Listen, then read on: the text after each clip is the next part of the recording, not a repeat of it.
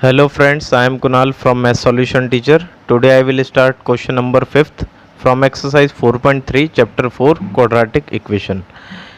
इस क्वेश्चन में बोला है in a class test the sum of Shefali marks in mathematics and English. Maths और इंग्लिश में शेफाली के मार्क्स का जो सम है वो एक क्लास टेस्ट में वो 30 है। Had she got 2 marks more in mathematics, अगर उसके 2 मार्क्स ज़्यादा आ जाते हैं मैथ्स में and 3 marks less in English और 3 मार्क्स कम आते हैं इंग्लिश में, तो उसके मार्क्स दोनों मार्क्स का जो प्रोडक्ट होगा वो 210 के बराबर होगा। 210 के।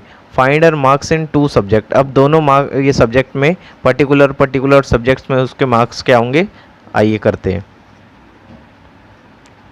सबसे पहले यहाँ पर हमें मैथ और इंग्लिश की बात की गई है, तो पर्टिकुलर सब्जेक्ट के मार्क्स नहीं पता, तो marks of Shefali in mathematics. Mathematics में उसके मार्क्स नहीं पता तो हम मान लेते हैं एक्स मार्क्स। वैसे ही marks of Shefali in English, English में उसके मार्क्स नहीं पता, उसको हम मान लेते हैं Y.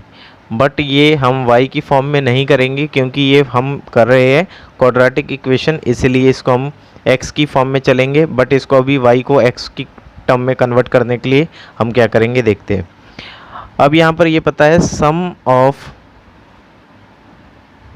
Marks in maths and English equal में 30 मार्क्स। तो 30 मार्क्स है शेफाली के दोनों सब्जेक्ट में मिला के, जिसमें मैथ्स को हमने क्या मान लिया था एक्स, एंड का मतलब प्लस, और इंग्लिश में उसके मार्क्स हमने क्या मान लिया था वाई। तो दोनों सब्जेक्ट में मिला के उसके 30 मार्क्स है। अब y को हम x की फॉर्म में कन्वर्ट करने के लिए क्या करेंगे, इस 30 को 30 लिखेंगे, इस y को y, ये प्लस की वैल्यू इधर ले जाके माइनस में, और यहाँ से जो y की फॉर्म है वो किसकी फॉर्म कन्वर्ट हो जाएगी, x की। तो ये आ गई 30 माइनस के x। यहाँ से आपके इंग्लिश के मार्क्स भी आपके x की फॉर्म में कन्वर्ट हो गए। इसके बाद यहाँ पर बोला है 2 marks more in mathematics, 2 marks more in mathematics. अब मैथमेटिक्स में उसके जो मार्क्स है, मैथमेटिक्स में मार्क्स क्या थे एक्स, उसमें 2 अगर बढ़ जाते हैं, मोर का मतलब क्या होता है प्लस, और वैसे ही 3 marks less in English, 3 marks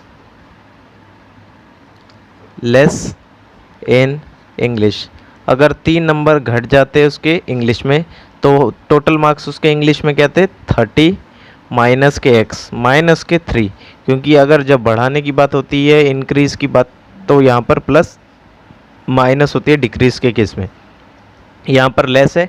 तो जो मार्क्स थे शेफाली के उसमें 3 मार्क्स क्या हो गए लेस।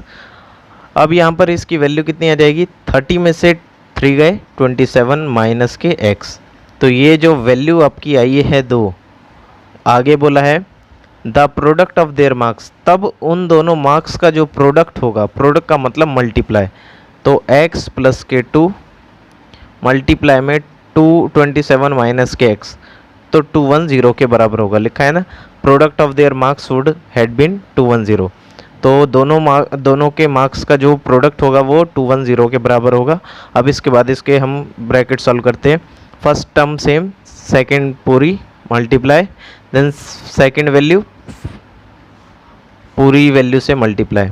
अब पहली वैल्यू की मल्टीप्लाई पूरे के साथ, दूसरी वैल्यू की मल्टीप्लाई पूरे के साथ, 210।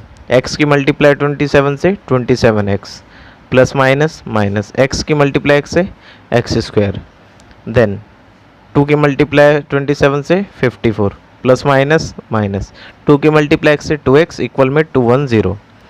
देन ये है आपका माइनस के एक्स स्क्वायर, ये 27x और ये 2x plus minus minus 25x, ये प्लस का 54 इक्वल में 210।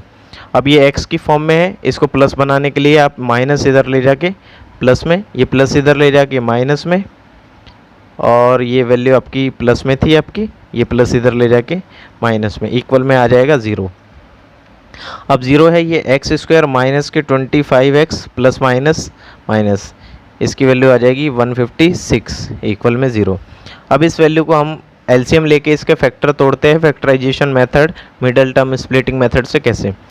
फर्स्ट इसका जो कोफिशिएंट है उसकी मल्टीप्लाई लास्ट टर्म से करते हैं, तो 156 की मल्टीप्लाई 1 से 156, देन इसका एलसीएम 2 78, देन 2 39, देन 3 13। अब ये इसका एलसीएम आया, तो इसको हमको कुछ ऐसा करना है जिससे कि इसकी वैल्यू आए माइनस के 25। मिडल टर्म की वैल्यू हमें लानी होती है प्लस माइनस करके, मल्टीप्लाई करने पे 156, तो 2 2 4, 4 की मल्टीप्लाई 3 से 12, और ये है 13। तो दोनों वैल्यू अगर माइनस की हो जाए तो ये वैल्यू क्या बन जाएगी 25, और हमें यही चाहिए। तो माइनस के 12x और माइनस के 13x, एक बार -12 एक बार -13, और प्लस के 156 इक्वल में 0। अब इस वैल्यू को मैंने कितने पार्ट में तोड़ दिया? 2। यहाँ से इस वैल्यू को हम क्या ले लेंगे? एलसीएम। दोनों में से कॉमन आने वाली चीज़ क्या है? एक्स स्क्वायर से x गया, x बचा, माइनस प्लस माइनस, x से x cancel 12, minus plus minus.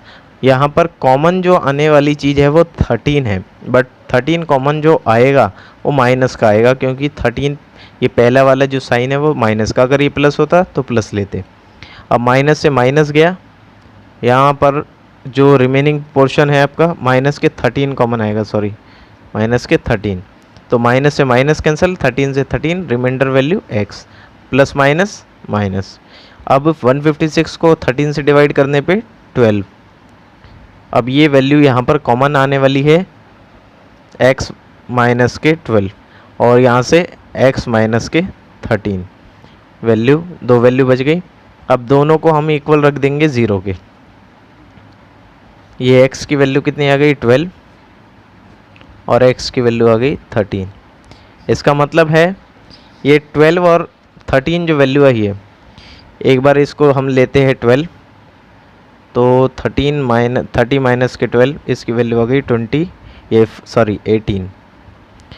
तो 12 और 18, 12 और 18 30, और एक बार लेते हैं इसकी वैल्यू 13, तो 30 माइनस के 13 17, एक बार 17 और 13 30।